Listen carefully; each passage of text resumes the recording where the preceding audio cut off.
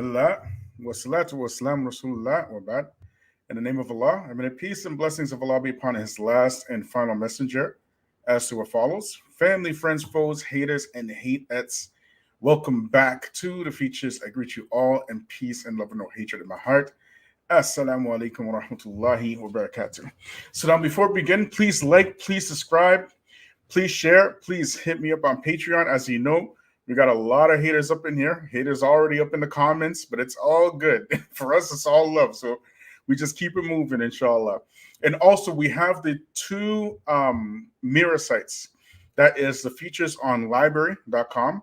That is the Feachaz at lbry.com, as well as the infamous Feachaz on YouTube as well. So if you haven't subscribed to the channel, please subscribe. It's very important. As you know, we are your original Black Muslim grassroots media. And, we go through a lot here, man. We go through a lot. And we're tackling another very important topic as usual. Now, I did mention about this particular episode with Kevin Samuel several times in the past. And I wanted to talk about this for a long time, but I couldn't find a video. And one of the subscribers, mashallah, was able to send me the clip. So today we're going to be discussing this particular incident that happened on the Kevin Samuel's podcast between a Muslim sister, wa alaikum salam wa rahmatullahi wa barakatuh, Sister Tika, wa alaikum salam wa rahmatullahi wa barakatuh, and between this Muslim sister from East African origin and Kevin Samuels. And we want to emphasize that if we do not get a hold, like grab the bull by the horns to get a hold of these issues, then it's going to get to a point where we can't control them. So this type of incident, it's not happening in a bubble or a vacuum. These incidents are happening more frequently. We've already mentioned about the Fatina culture amongst Muslim women, where you find Muslim women, even in hijab and whatnot, practicing thought culture on their social media platforms, as well as this hyper-liberalism within the Muslim community and the push for feminism amongst Black people. Of course, this has been going on since the 60s, and as well as now in the Muslim community. And as I keep saying and emphasizing, that the Black struggle is the Muslim struggle. If you want to know what is happening in a Muslim country, in Muslim community, you have to look no further than what is happening in the Black community, because it's the same playbook, exactly the same. And the longer you ignore these incidents and these issues, then the worse it's just going to get. So without further ado, just let me get my stuff set up here, and we will show this incident. And what I want you to do, as well as when I'm playing this, because I'll be playing it off of YouTube, is to have a look at the comments and even read what the comments are saying about this particular incident, right? So let's see. Walaikum salam, brother. Islam in perspective. Seema, he says some of this is the Muslim parents' fault. You have to get your children married ASAP in the West. They are bombarded with sex here. Well, we'll get into that. We're going to get into all of these issues, but this is a particularly important topic, because these incidents are not rare anymore. It's not like back in the day. They're happening with they're increasing in frequency, and now even Muslim women are feeling bold enough to do these type of things in public. Okay, so let me just get everything set up here, inshallah.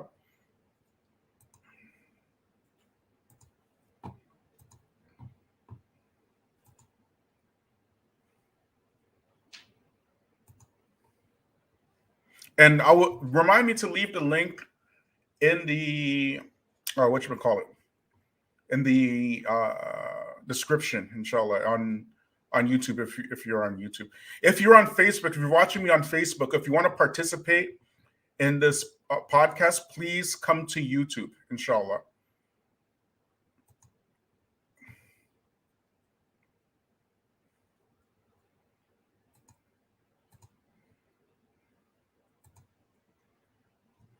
Okay, now Khadijah, your microphone's connected. You can You can unmute unmute yourself. yourself. Okay, so he said the sister's name is Khadijah. Now let's go. Hello. Hello, Hello, I I need you to hold your camera still. still. Yes. Okay, Okay, so how old are you? I'm 19. Oh, okay. Okay. Why is sex so important to a 19-year-old? It's not. I'm like. I'm single right now. I'm actively, looking for partners and stuff. It's important because I feel like it's, it's intimacy, it's love making, and if you can't Love making. yes, and if you can't fulfill that, you don't. Hold on. I need you to slow down. We're gonna talk about it, but Yeah. What do you know about love making at 19? I know that sex it plays an important role. Why? Because a man and a woman should have that with each other. Like Okay, say I'm not arguing with you, ma'am. I'm just asking why. Why what? Why?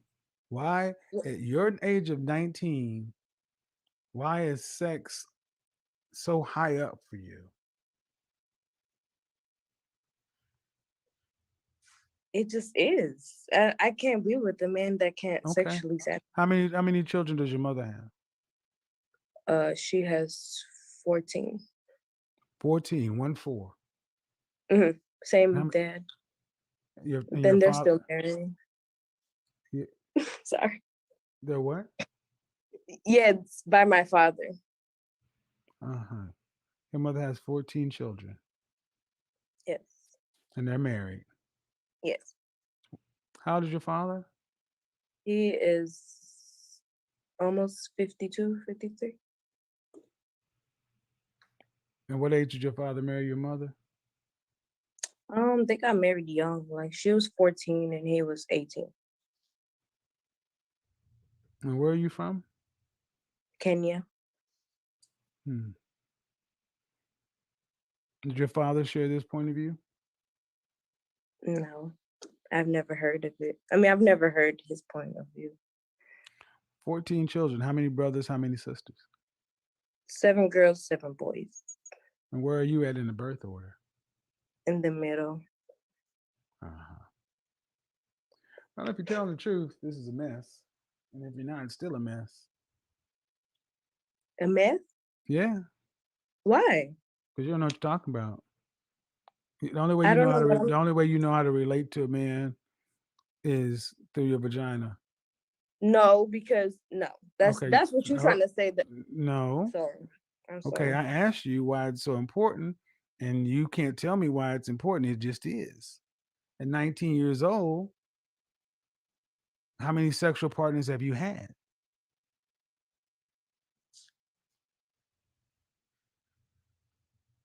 How many? Ballpark it? 3? Yes. Yeah. And when were you first active?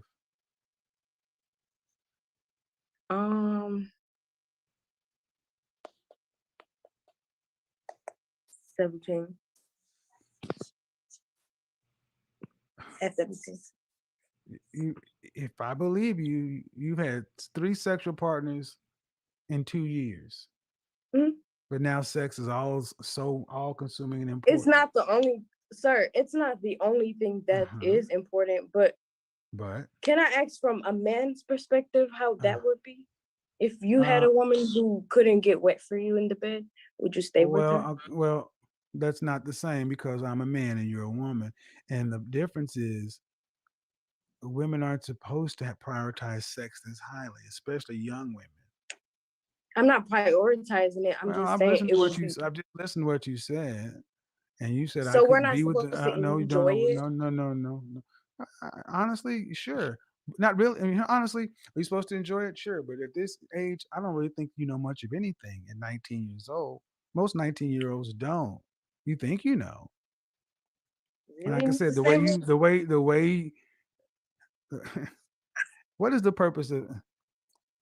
How much time do you plan on spending in the bed in a life? In a life, Yeah, outside of sex, what is a man for? to be a provider and father of children. And Really? So, what's most important? Hold the phone still, young lady, please. sorry, What's the most important thing? what do you mean as far as What's what? the most important thing a man brings to the table? He said, I said, what else is a man for? He said, to be a His provider. leadership, his ability to be a leader is the most important thing he can bring to the table. Well, then where does that have to do with sex?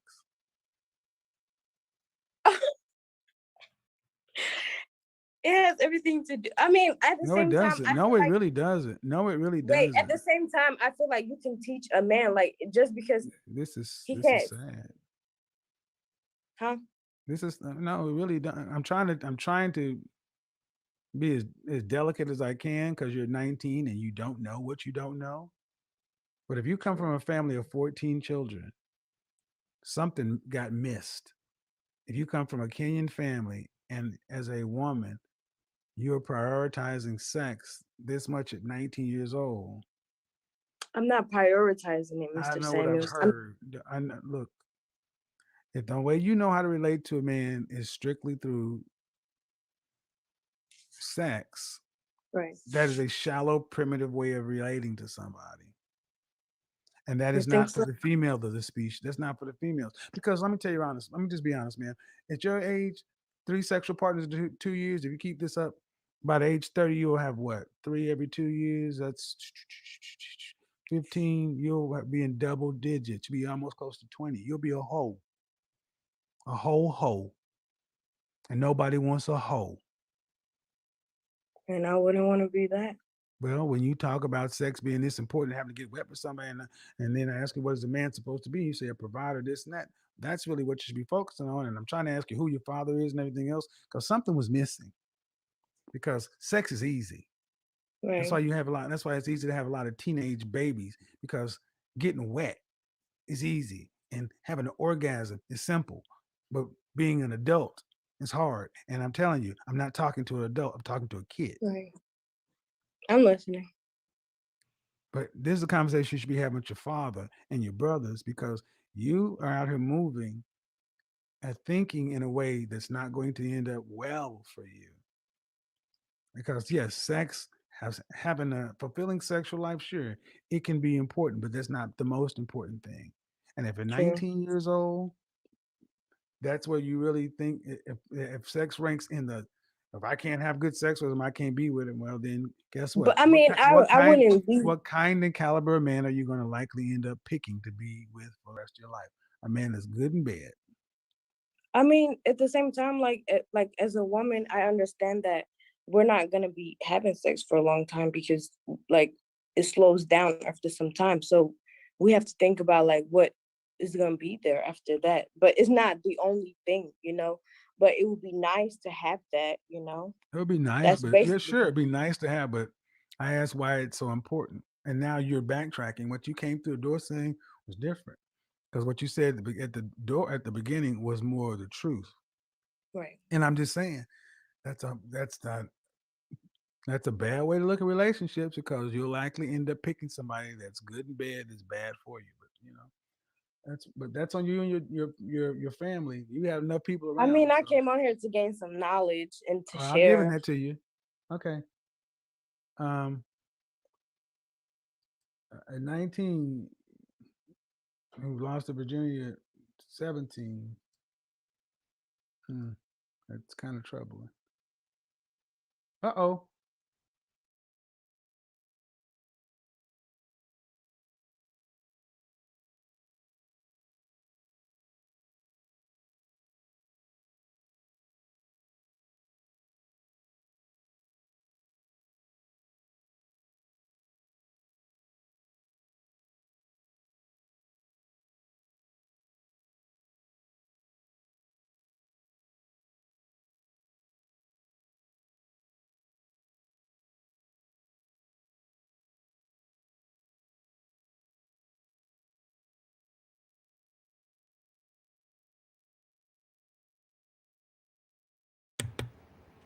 Can you guys hear me?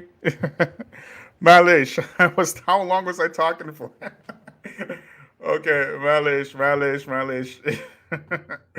Oh man, I was saying that I wanted you guys to hear the whole thing so that you can soak it in, because I remember when I watched it live, and it was much like what this brother Berry Boy was saying, that how he watched it live, and it was really disheartening. It was a little bit. Uh, it was kind of like a wake up call and what's really going on in the Muslim community. And on here on the features, this is what we do. We talk about these issues because they're incredibly important and they just totally get neglected. And last week we did a live, and I mentioned about our brothers and sisters from Somalia in the 90s when they came in the 90s through as refugees because of the war and whatnot, the civil war that's happening in Somalia. They adopted a black culture, but they adopted the worst of black culture. And up until this day, you see this massive divide where you have this type of religious brass, and then this very like gang culture brass within the Somali community. When I said that, a Somali brother got mad at me, like I was saying something alien or something like that. And this is a quirk within the Muslim community at large, that if they have social issues in their communities, they don't want to deal with it. They want to brush it under the rug. Everywhere I've gone in the Muslim world, it's the same thing. Whether it's Saudi Arabia or Morocco or wherever it was, right? Any type of social issues that they have, they kind of put the blinders on and try to will it away. And you can't deal with your social issues like that. We have this problem here and now. What is happening is that brothers and sisters are coming from Africa and they are adopting black culture. And they're adopting the culture that they see on media. And what is happening is they are being enamored by the rottenness that they see. And this is why they're acting the way that they act. And if you cannot call it out the way that it is, are you ever going to fix the problem? How can you fix the problem? It's just going to get worse. And now what we're seeing is, particularly from our East African brothers and sisters, is the boldness to perpetuate this culture in public. Because they don't have anything, and they don't see any problem with it. You understand? We're not saying anything alien here. How do you handle this issue? Either this is a one-off with this one particular sister, or it's something that is being normalized amongst the East African community. You understand? It's one or the other. It can't be both.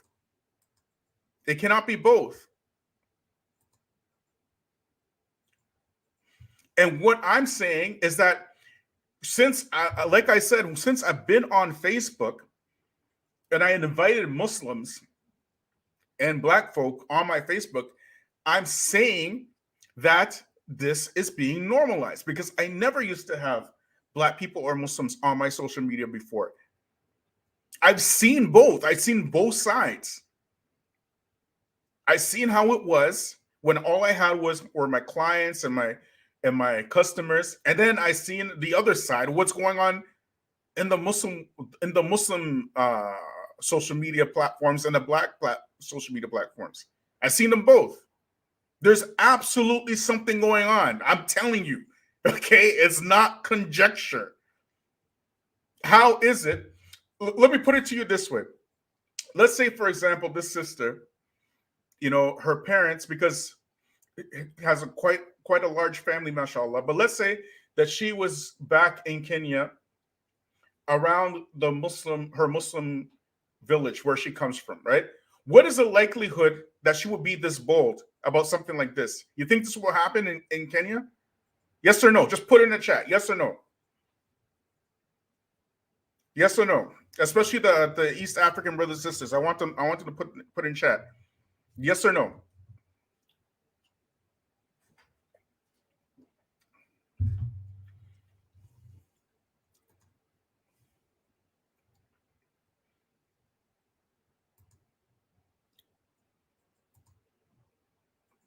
Thank you. No. Everybody's saying no.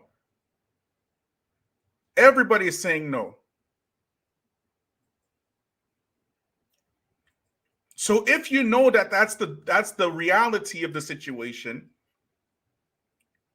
then you know it's something that is happening in the West that is devilish and demonic, that is affecting the minds of our youth. Why is it? Let me ask you this question, okay? And particularly to Black people, right? Why is it that when we see, for example, what we consider coons and sellouts and shines and whatnot, when we see these people who are kind of crossing over into white society as we see them, right? Why is it when they cross over and we see them, they always take what is considered the best of the larger dominant society? They get the best education, they speak the best and the best whatchamacallit, they use the best vocabulary, high vocabulary, they wear suits and ties and all this kind of stuff. You know what I mean? But whenever somebody who is white, for example, adopts Black culture, they adopt the worst of Black culture. Why is that? They have to smoke weed. They have to, act all ignorant. You know what I mean? There's this type of hip hop culture and whatnot. You don't think there's something off here? There's something wrong here? And see, this is what I mean. Like the brother Abdurrahman Jama, he's like, okay, with all due respect, my brother, and I left the link here for anybody to come. The link is right here. If you want to come and talk, let's talk about it. Let's talk about it, right? But the brother is saying there needs to be a solution, but she is not pure Somali. It's not about her being Somali. That's the point. It's not about her being Somali. And that is a massive problem. That if we point out the problems, you see, this is the thing. We can't point out the problems with each other as Muslims. We can't do that. Because if you do that, all of a sudden you get uber defensive. You get so defensive. Let's say that she was pure Somali, for example. What would your next comment be? You understand?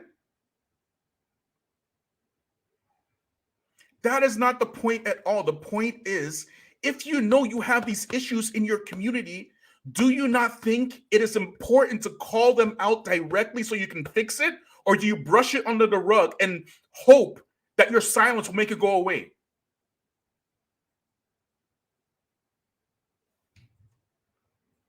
You understand? Well, all due respect to the brother of Abdurrahman, exactly. Amir Ali, all the youth are getting caught up. I'm not trying to. We don't do that, like the disrespect. I'm not trying to disrespect you, brother, but I'm trying to point out a very serious issue. This thing is not a one-off that the sister did, but she did it on a platform where, and anybody can go look right now. Kevin Samuels has over 1 million subscribers. I believe it's like at 1.2 or 1.3 million subscribers right now. A massive platform. All his videos get hundreds of thousands of views. And she didn't feel shy, even in hijab and henna. She's wearing henna and hijab. She didn't feel shy on doing this. And it's not a one-off. Do you understand? It's not a one-off. What is it that is making particularly our East African youth adopt the worst in Black culture? And look how Kevin Samuels talked to the sister. He talked to her like a father. He couldn't have talked to her in a better manner, respecting her age, You know what I mean? Even respecting her own father, the way that he talked to her. You feel me? That's the problem. You have to understand that regardless if you are East African or West African or South American, if you are Black and you're in a Western construct, there is a system that's designed to make you think a certain way and have certain behaviors. We have to call it out.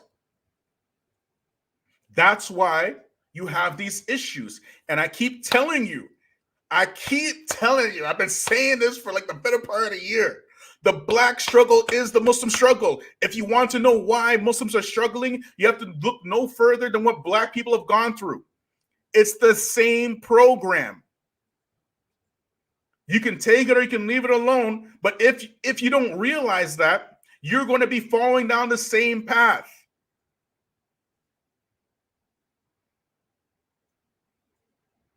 You understand? We have very serious issues in the Black community. And for years, for decades, they've been telling Black people not to deal with your issues. They've been telling Black people don't deal with that Black stuff.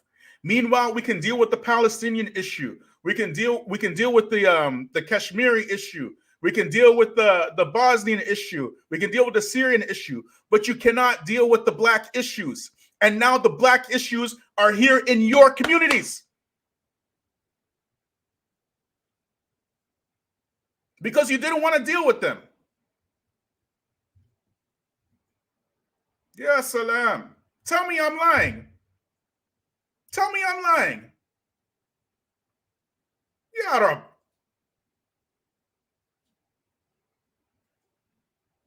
They're right there in front of you. No amount of closing your eyes and saying, oh, don't talk about us. Oh, stop generalizing. Oh, this. None of that is going to stop what is happening. Only recognizing what is happening and attacking them directly will stop what is happening.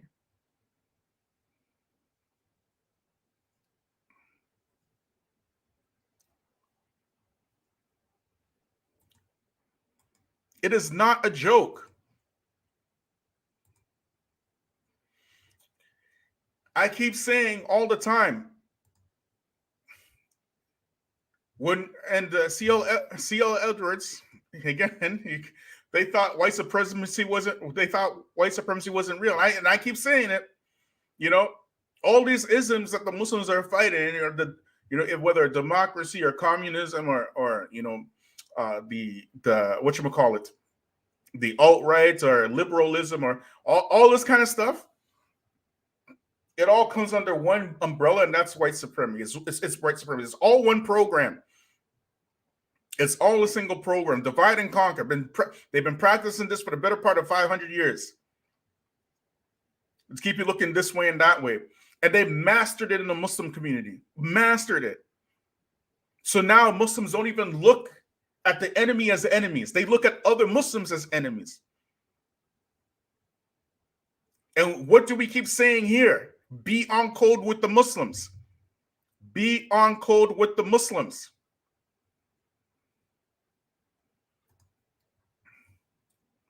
That's what we say here. Because y'all don't know who is who and who is what. And you know what I mean? You don't know where the stuff is coming from. They've been infiltrating the Black community for better part of like more than a half century. COINTELPRO and all the infiltration of the Masajid, all the kind of stuff. It's crazy stuff, insane stuff. Funding this stuff. Last week we talked about how under the Trump administration, they spent $600,000 of taxpayer money, and this is the money they admitted, to go study masculinity in Kenya. Maybe I'll bring that up so I can share with you again, because some of y'all, you might not have seen it at that time. You're going to think it's cap, and it's not cap, right? But this is a very serious situation. Now, I read an article from the States, a government article. Maybe I'll put this out. But in this article, they were talking about the human trafficking problem in the Somali community in the States. Government document. You think it's jokes? It's not jokes, man. There's some serious stuff happening. Anyways, let me see here. Like, subscribe, share me up on Patreon. You get this article. So I'm going to show you again. Okay? I'm going to show you again. 1 second, guys.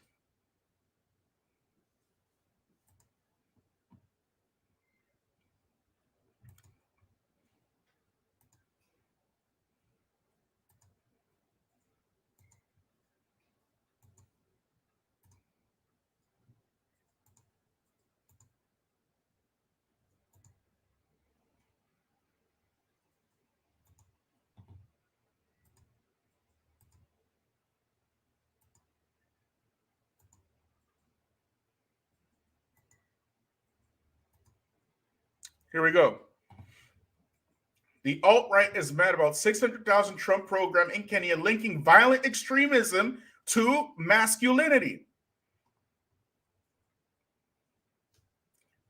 American conservatives and the alt-right media outlets are not happy about the U.S. program that aims to address links between masculinity and violent extremism in Kenya. The grant proposed by the State Department's Bureau of Counterterrorism on June 12th aims to fund a project that looks like the ideals of masculinity in Kenya and how they make men vulnerable to recruitment by fundamentalist groups. The 2-year, $600,000 program says expectations of Kenyan men are, get this, to be tough, heterosexual, aggressive, unemotional, and achieving, and are exploited by groups who appeal to these characteristics and offer the opportunity to fulfill these roles. Family. See, you think these people are messing around? They're not. They're playing for keeps. Jazakallah khair, brother Maliki Baraka. Hayakallah. Thanks for becoming a member. These people are playing for keeps. May Allah multiply it for you 1,000-fold. Everybody say Ameen for brother Maliki. These people are playing for keeps. They're playing for keeps. It's us who are messing around, pointing fingers at each other, fighting each other on dogmatic and ridiculous things. They are spending money for your destruction. Who here believes? Let's read it again. Who here believes that to be tough, heterosexual, aggressive, unemotional, and an achieving man is dangerous? Do any one of you believe that? Yes or no? Do any one of you believe that these characteristics, to be tough,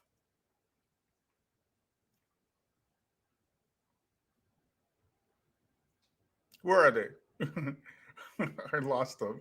To be tough, heterosexual, aggressive, unemotional, and achieving as a man are dangerous qualities? Do any one of you believe that? That the government should be spending money to research that? And if not, and I hope the answer is not, then what do you think they're really studying these qualities for? To stop Kenyan terrorism because they care so much? Or to stop you from doing the logical thing, and this is this black uprising that they're trying to prevent? Which one is it? If their men are tough, heterosexual, aggressive, unemotional, and achieving, they got no problem with that. They in Europe studying these qualities. And there are plenty tough, heterosexual, aggressive, unemotional, achieving white men all over Europe, all over America, all over Australia, all over New Zealand, all over South Africa. But they ain't spending money to study those. And then, see, the thing is, when you come from the East to the West, you have this idea of what the West is. And you practice your life, or you live your life based upon your perceptions of Western media and what they told you what the West is. But when you come here and you have children in the society, they're not like you. They grew up in the West.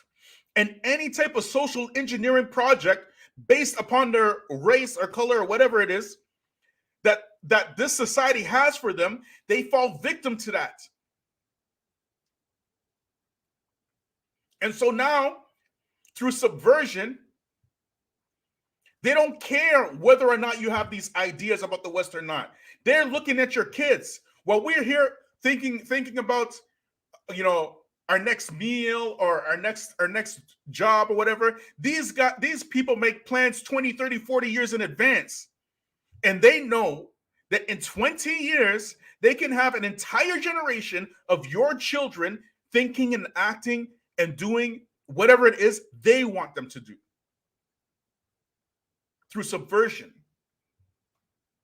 You think it's jokes? These people aren't messing around. There's y'all who's messing around. Jazakallah khair, Sister Tika. Hayakallah, may Allah multiply it for you 1,000-fold. Ameen. So now we see the sister on Kevin Samuel's show saying that she got 3 bodies and stuff. East African sister. For her parents married their entire lives to each other. 14 children in that family.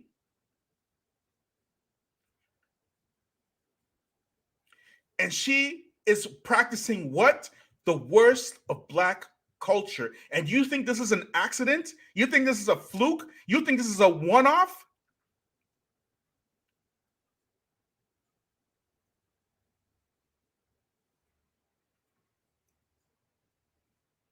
When we tell you, our East African brothers and sisters, what's going down, what's happening,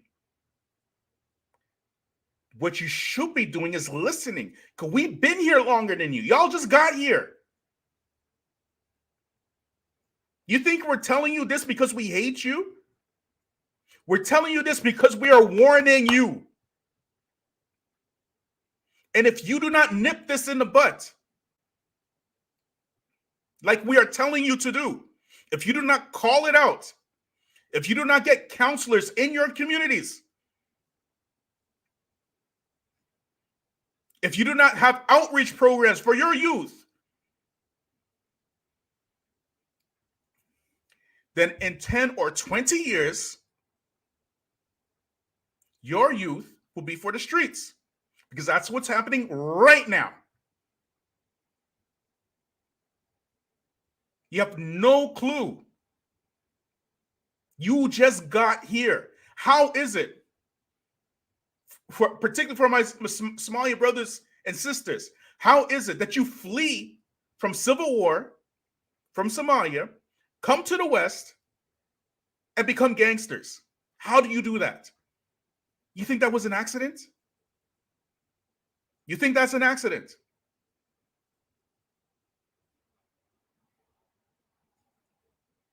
It's not an accident. And if you just keep remaining silent about it and see what happens, because you will go back to this video in 10 or 20 years and say, you know what, Brother Bilal was right. He was right. He wasn't hating on us. It wasn't racism. It was love.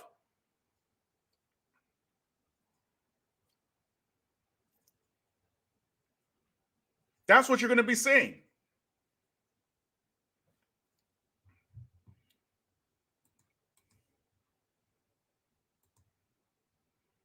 Government spending $600,000 in Kenya And y'all don't have any questions about that? To study men who are tough, heterosexual, aggressive, unemotional, and achieving in Kenya? Y'all don't have any questions about that?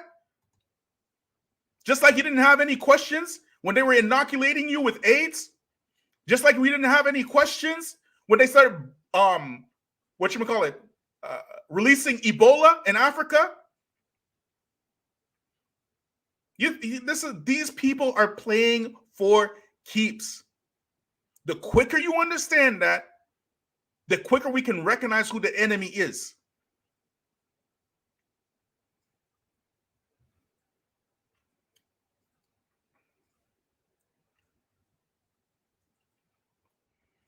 Y'all looking at me like, and then some of your brothers, I mean, Allah reward you. I mean, you know what I mean? But you're looking at me like I'm crazy. You're looking at me like I'm the one who's lost my mind. If I'm lying, come out and say that I'm lying. Just come out and say it. No, Bilal, it's not true. The enemy, I mean, the U.S. government, they're really concerned about terrorism in Kenya, and that's why they spend $600,000. Come out and say that. Jazakallah khair, brother Yasin Ahmed. May Allah reward you and bless you and multiply it for you 1,000-fold. Ameen. To remain silent is to assist our enemy. Exactly. How do you not know that? To remain silent is to assist the enemy. You know you have these major problems in your community. Why are you not talking about it? Why are you not dealing with it? In the Black community, we are trying to deal with, as a matter of fact, it's because of the history of Black people trying to attack and deal with their problems that you are here to begin with. Because if we didn't do that, you would have no pathway to be here. Not a single one of you, whether you're from Africa or South Asia or wherever it is. It was because of the struggles of Black people that you are here today. So perhaps some listening to the Salaf should go on.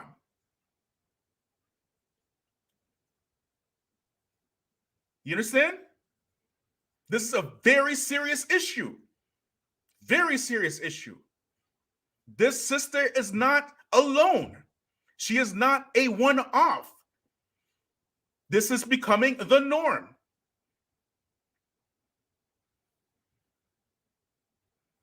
I promise you, 20 years ago, that same sister, if it was 20 years ago, she wouldn't even think in her head to do this. Never. Brother Michael Abraham, hayakallah. Assalamu alaikum.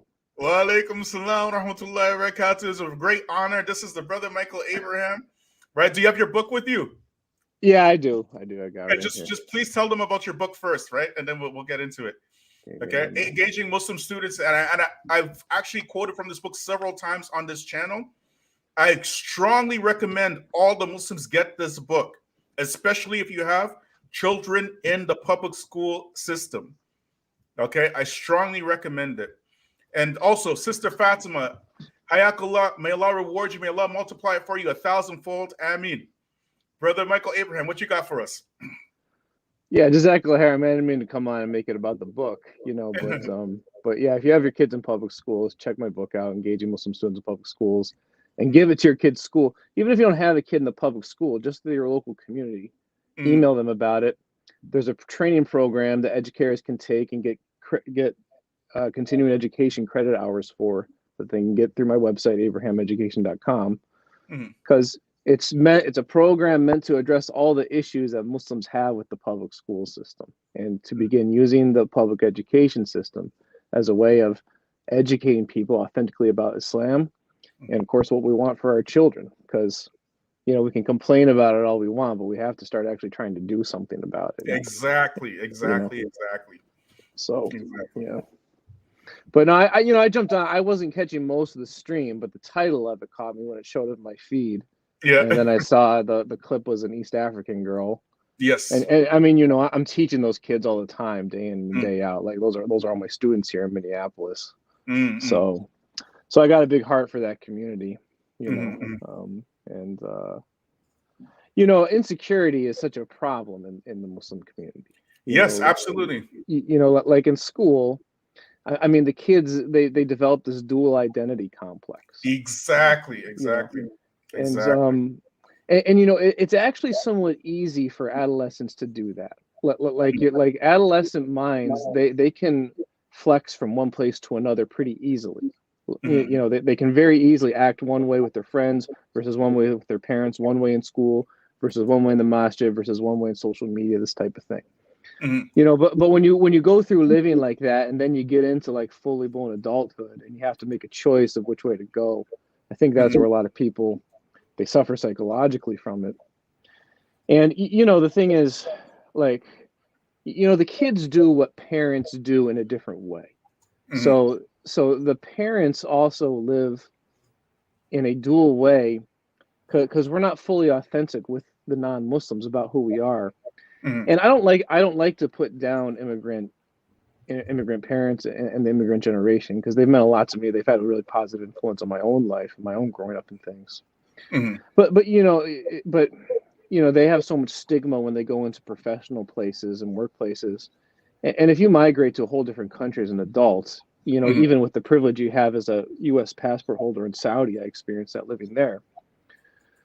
You know, but when you move to a whole different place as an adult, you are learning so much on the fly that you feel insecure about all the places you go.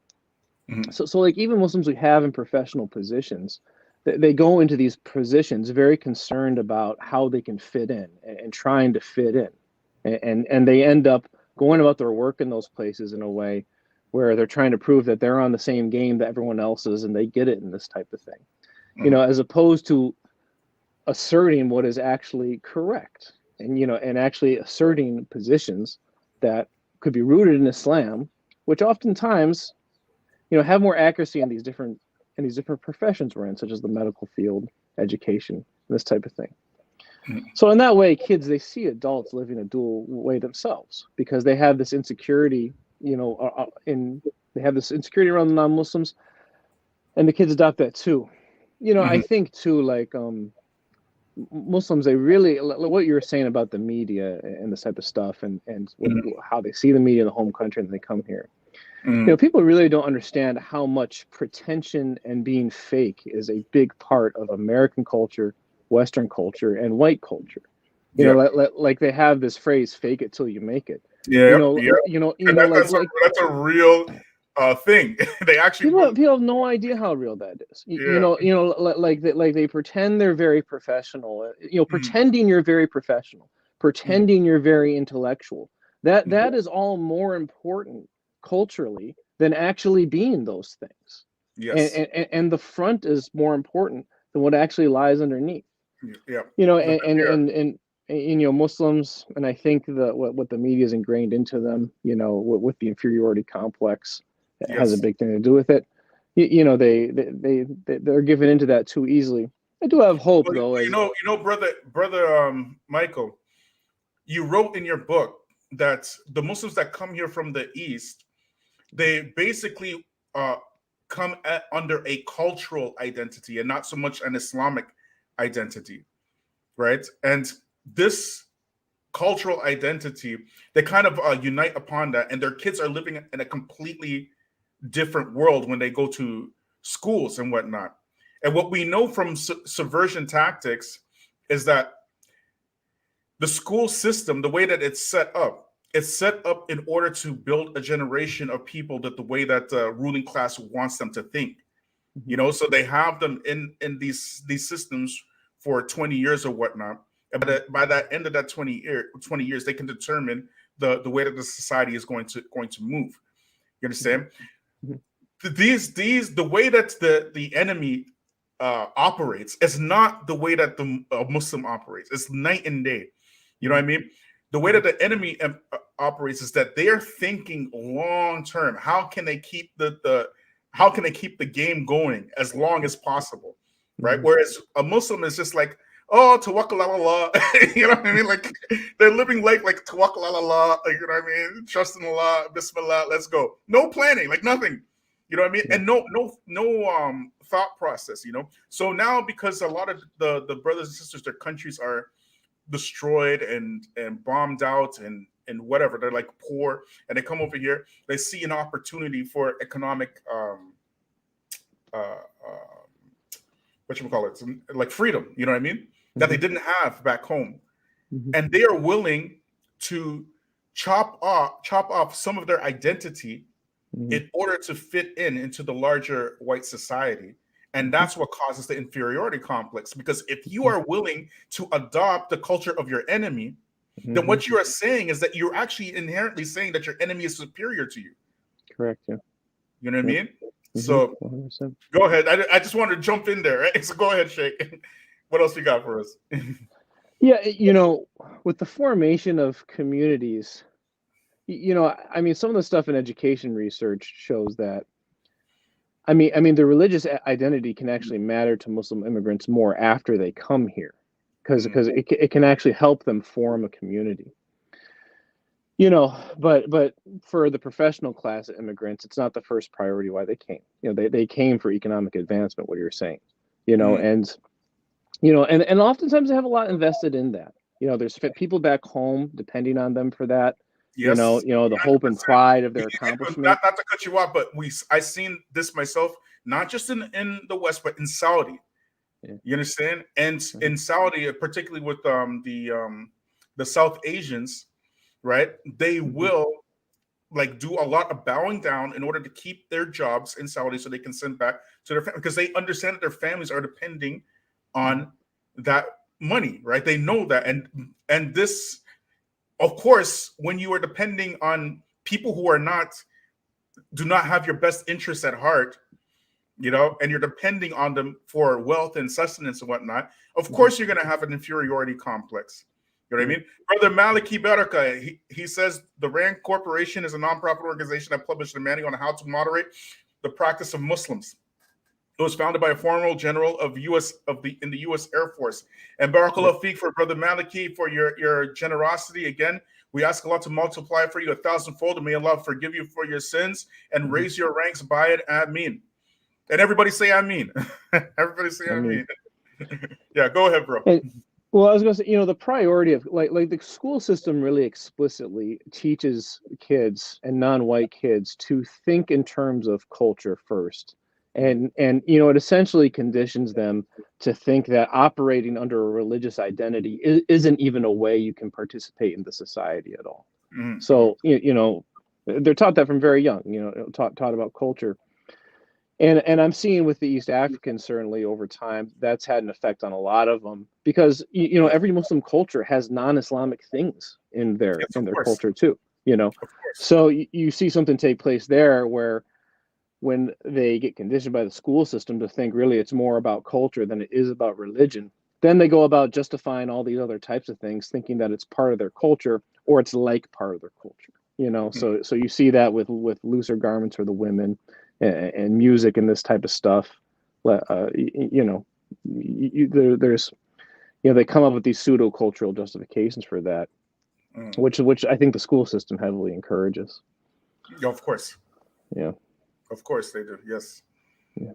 Brother Walid, he says, Assalamu alaikum wa rahmatullahi wa barakatuh. Wa alaikum assalam wa rahmatullahi wa barakatuh. May Allah multiply it for you 1,000-fold, and may Allah increase your ranks in Jannah by it and forgive you your sins. Ameen. Everybody say Ameen. Another thing I was going to say, Bilal, with the FBI, I mean, you know about the ISIS entrapment cases that happened here in the Twin Cities about 6 years ago with Somali kids. Ironically, I was in Saudi at the time, so yeah, there was about 10 kids here. There's about 10 kids here. They're in jail now, locked away for a long time because of an FBI entrapment case. They were charged with you know, intending to provide material support to ISIS, basically. You know, they got a hold of one kid, convinced him to wear a wire and this type of thing, and talk to the other kids about planning to go to Turkey, to go to ISIS, you know, and they essentially they ended up getting put in jail. I think some of them as long as 25 years because it's attached to terrorism charges, you know, essentially for talking about wanting to fly to Turkey, you know. Oh, wow. Yeah, and this was all FBI. This was all FBI entrapment. Yeah, And I this mean, after that happened, that spread a lot of paranoia throughout the community, and for young people especially, you know, it was seen as too risky to adopt a religious identity, and even a lot of the parents, they got worried, like, oh, if you wear that thobe out or something, someone's gonna think this and that of you, you know. And then after that, you really saw the kids like the interest in rap music and all that type of thing. It really just shot up after that time. You know, because I felt like before that, the youth around here, they actually had some firmness in wanting to assert a Muslim identity and some pride in it and this type of thing. But after that, like, and you know, you need to have like a strong-headed personality to assert a Muslim identity wherever you are. Well, look. This phenomenon that you're talking about is not new. The first time it happened was after 9/11. Yeah. Right? And after 9/11, you saw a total shift in the behavior of not only the Muslims, but even the imams, right? Where suddenly Islam shifted from becoming submission to the will of Allah to Islam now means peace. Right. You understand? And then I sorry to interject. I have sometimes asked kids in my school what Islam means. 9 out of 10 of them will say Islam means peace. Like 9 out of 10 of them think that wasn't if a not thing. more. That wasn't a thing before 9/11. We never said that. We never said that. We said Islam means submission to the will of Allah. That Islam only became peace after 9/11. You understand? So these tactics, right? When you're young, you kind of see it like, oh my gosh, blah blah blah. But now you get older, you get some experience. You're like, wait a second, the enemy's running game here. They want us to leave our religion. That's why they're doing all these things. Sheikh Yasin Ahmed, Kayfik. Alhamdulillah. Assalamu alaikum wa rahmatullah. Michael, good to meet you. Alhamdulillah. Now, you know, good to as meet you likewise. make these points, I hope my sound is good. As you make these points, we're talking about, I gave some instances of this coming through the 60s. And of course it happened before then, but I'm a 50s baby and a 60s child. So I grew up really throughout the 60s, the 70s, and then, you know, and beyond. But we've seen this happen again and again and again. Social engineering is real. And if we don't understand what it is and educate our people so that they can be inoculated, if you want to inoculate it against this thing. And the only way to do that is to teach them the history of this and teach them how it works so that they can recognize it even when it comes new. You mentioned the FBI. Now, after 9/11, I got a visit from the FBI, right?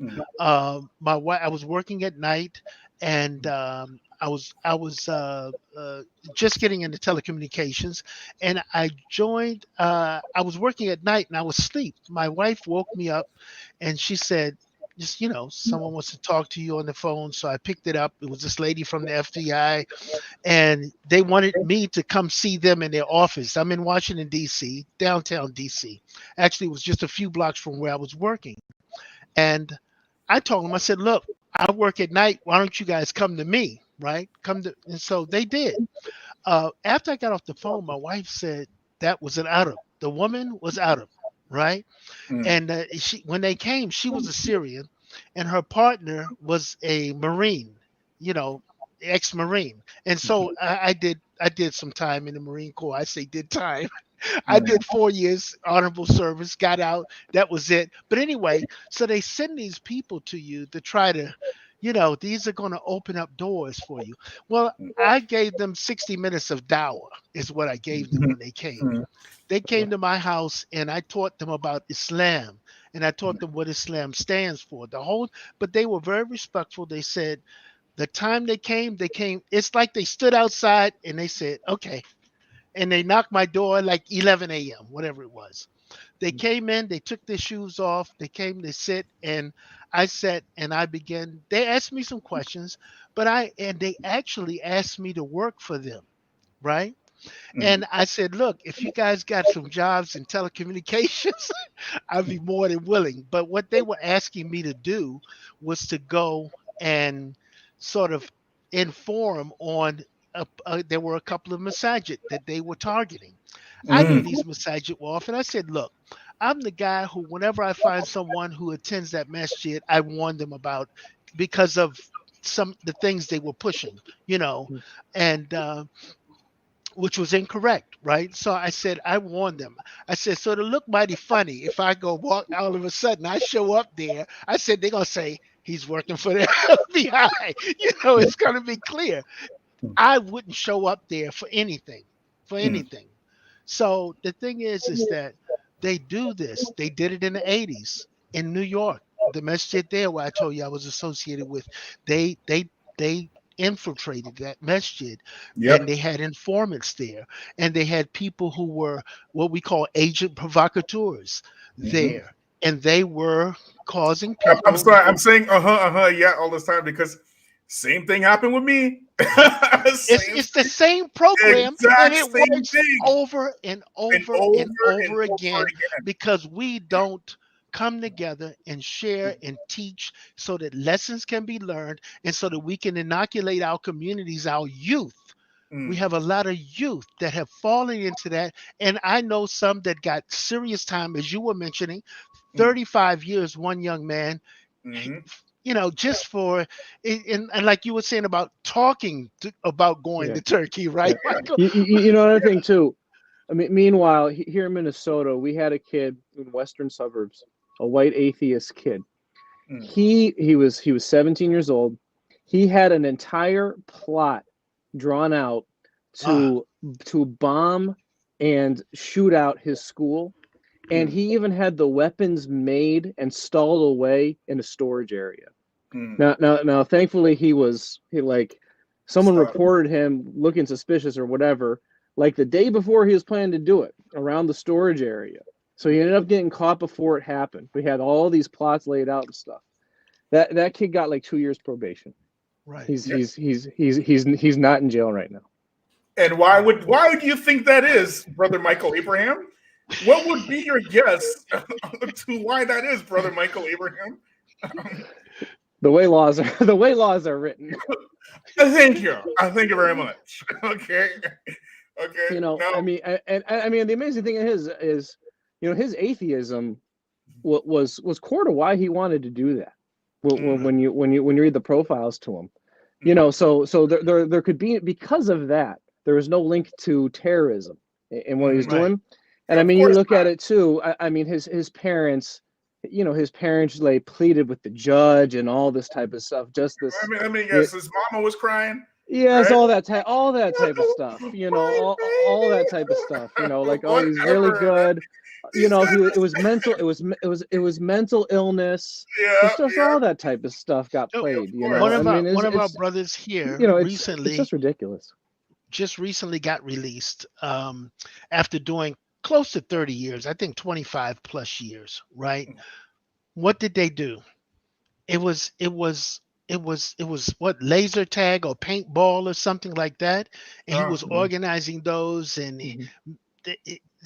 just things like that. I know several cases like that. I don't know if you guys. There was another case of a brother up in Michigan. Two of his children and another Muslim got, because they were out shooting.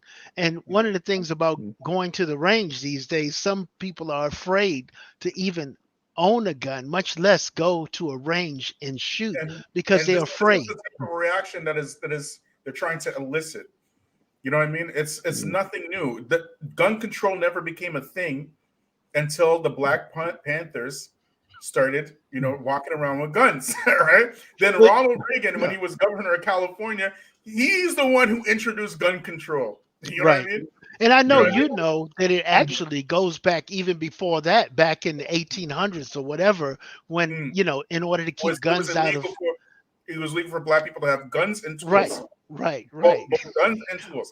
You understand? But if you don't understand the history of the country, you just come over here from the East, and then you wonder why your kids are going crazy, and you're not listening to the people who are here, you know what I mean?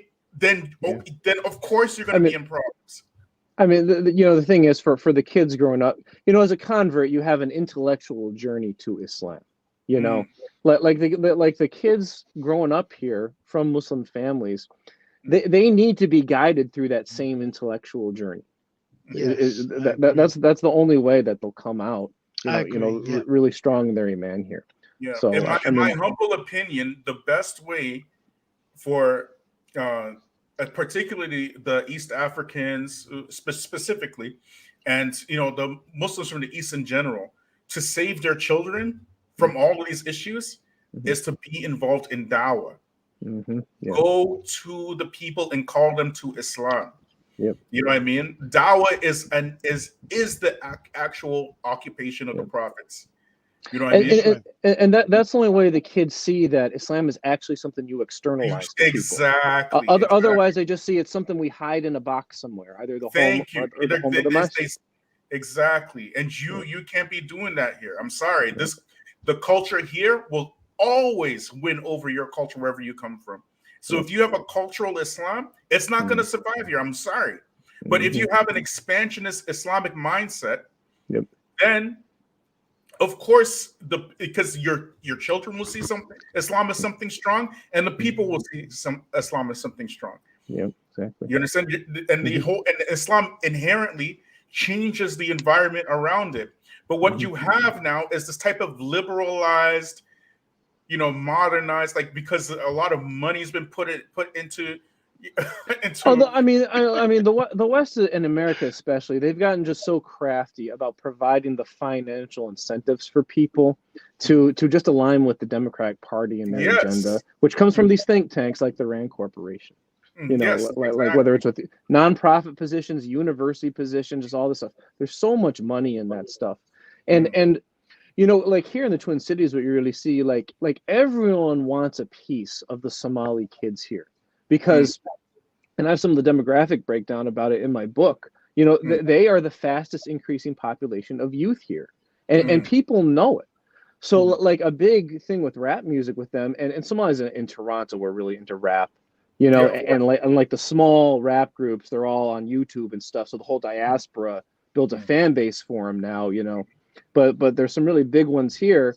And I mean, those were instigated by like the same recording studios and same little small like music scene people who were like recruiting me and my friends out in the suburbs to do heavy metal music back in the 90s and this type of thing. You know what I mean? Now they've just shifted now to focusing on the demographic that's growing up. And I mean, you certainly see that with nonprofits and the art scene, like everything. Everyone's trying to get a hold on them because that's where the future is in this community. So like with the amount of, and that's the thing about, that we don't appreciate as a Muslim community. We're a young population worldwide and in the West. And there's actually a lot of power in that. And, me with the school system, Muslims, they always, they sort of inertly think about the public school system as if it's something that they're only subject to and not something they can influence. Yes. And there's a lot of people who want you to think that that's what it is. And there are forces trying to make it that way. But especially in the United States, schools are local first and foremost, and they have to be responsive to families. So the fact that we have really on this point is that this type of mindset is really, it's really the antithesis of what an Islamic mindset is. Yeah. Because once you have Allah, you should already understand you can legit do anything as long as you get Allah on your side, and you have to do those things to get Allah on your side.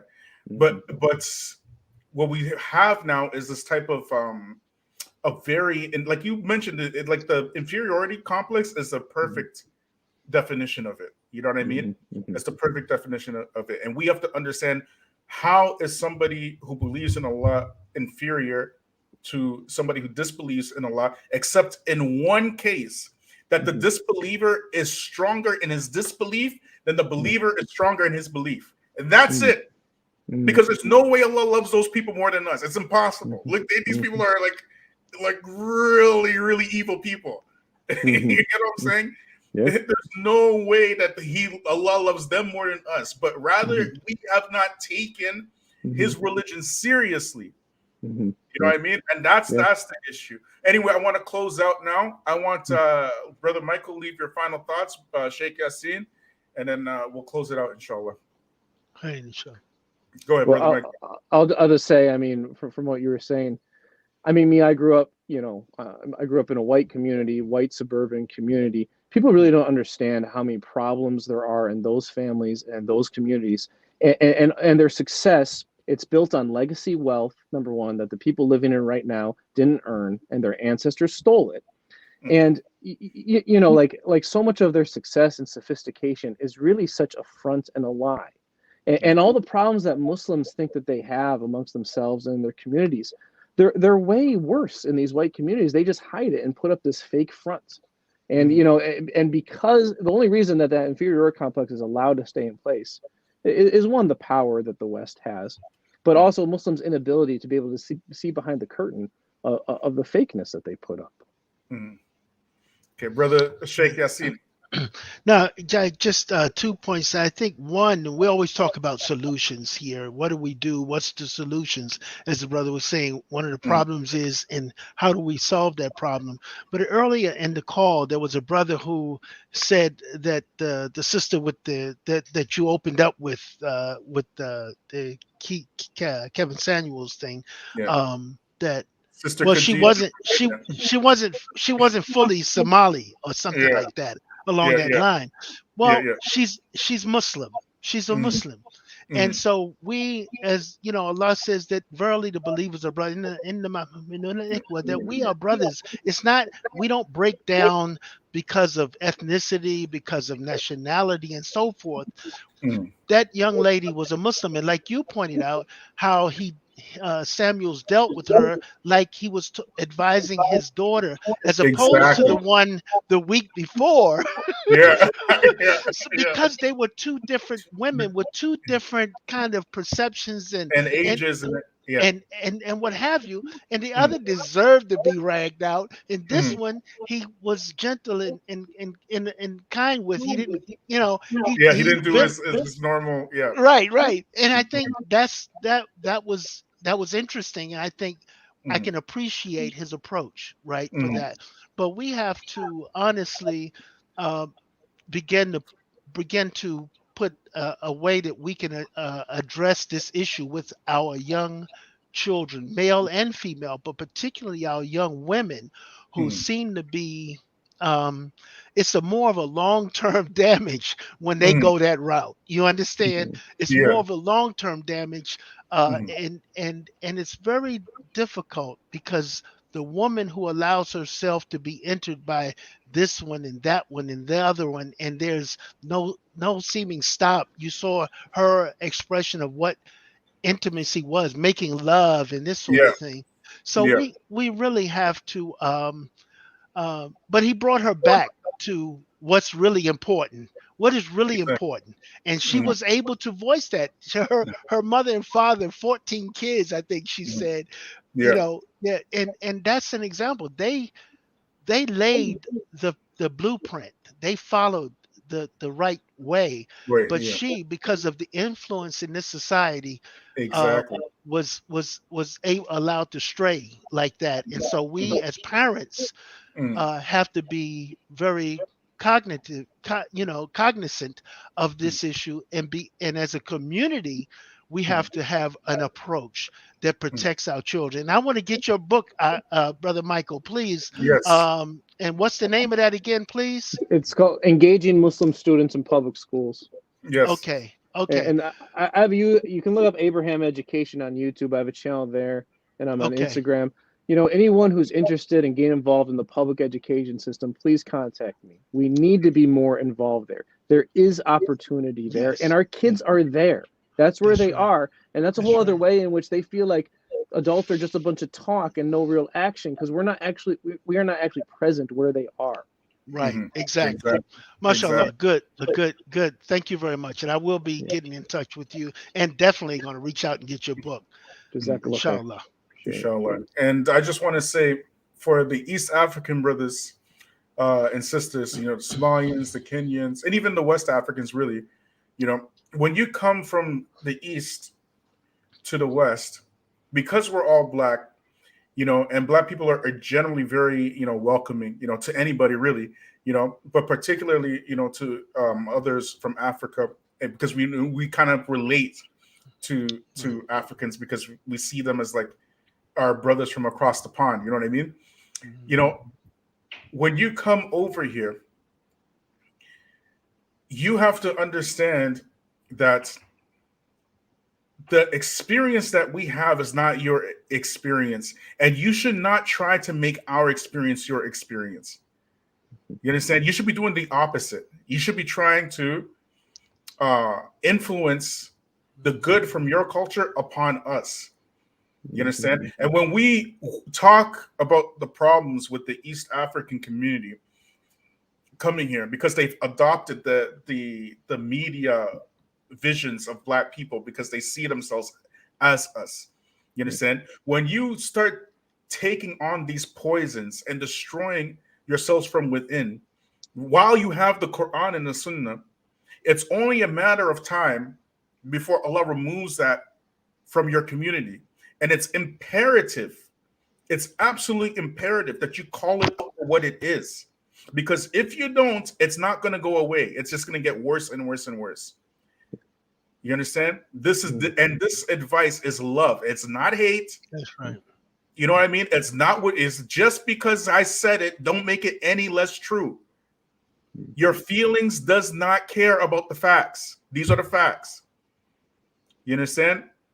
So just take it from us. We know what we're talking about. Okay, been there, done that. You understand?